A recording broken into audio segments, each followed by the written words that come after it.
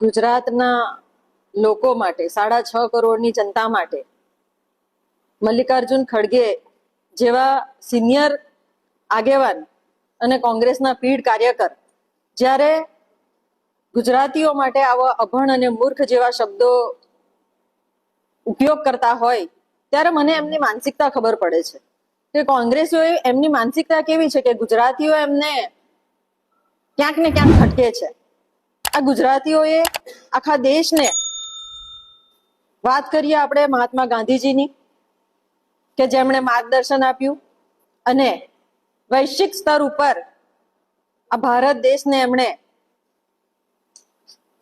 જે રીતના લઈ ગયા અને ભારત દેશને આઝાદી અપાવવાનું કામ કર્યું, એવા જ લોખંડી પુરુષ સરદાર વલ્લભભાઈ પટેલ કે જેમણે 562 રજવાડાઓને એક કર્યા અને ભારતને અખંડ ભારતને બચાવવાની એક કોશિશ કરી હતી। આજે એવા જ લોખંડી પુરુષની જ્યારે 182 મીટર ઊંચી પ્રતિમાનું નર્મદા જિલ્લામાં નિર્માણ થયું ત્યારે આ જ કોંગ્રેસીઓએ એમનો પણ વિરોધ કર્યો હતો। નર્મદા યોજના આજે સમગ્ર ગુજરાતને નવપલ્લિત કરી રહી છે ત્યારે એ નર્મદા યોજનાના બાંધકામમાં પણ વિરોધ કરનાર કોંગ્રેસ જ હતી। ત્યારે મારે મલ્લિકાર્જુન ખડગેને પૂછવું છે કે 6.5 કરોડની આ જનતા જે ગુજરાતીઓ છે કે જે ગુજરાત એક રોલ મોડેલ તરીકે દરેક જગ્યા ઉપર પ્રસ્થાપિત થઈ ચૂક્યું છે અને હાલના ભારતના વડાપ્રધાન નરેન્દ્રભાઈ મોદી અને ગૃહમંત્રી શ્રી અમિતભાઈ શાહ, આ બે ગુજરાતીઓએ આજે ભારત દેશને જે રીતના આગળ લઈ ગયા છે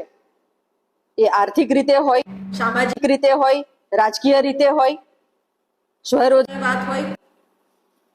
કે પછી સંરક્ષણના દિશામાં વાત હોય, પરંતુ આજે દરેક ક્ષેત્રમાં આજે ગુજરાત ખૂબ જ આગળ વધી રહ્યું છે।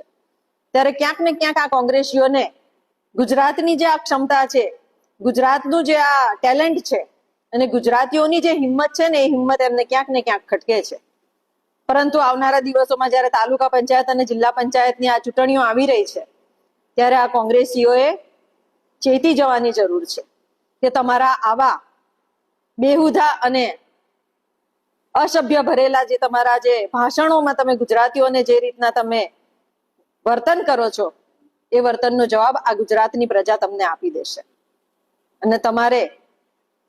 માફી માંગવી જોઈએ ગુજરાતીઓની। તમારા આ શબ્દોનો અમે સખત શબ્દોમાં વિરોધ પ્રદર્શિત કરીએ છીએ।